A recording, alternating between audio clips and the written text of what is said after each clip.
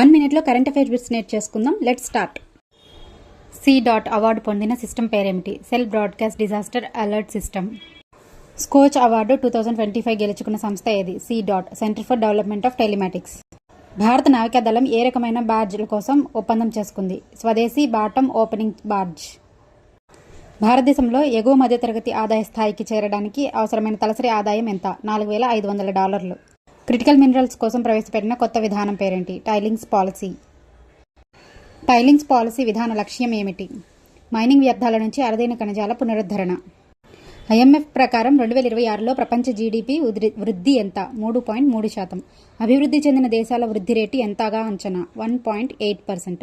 అభివృద్ధి చెందుతున్న మార్కెట్ల వృద్ధి రేటు ఎంత? 4.5%. పద్మపాణి అవార్డు 2026కు ఎంపికైన సంగీత కళాకారుడు ఎవరు? ఇళయరాజా.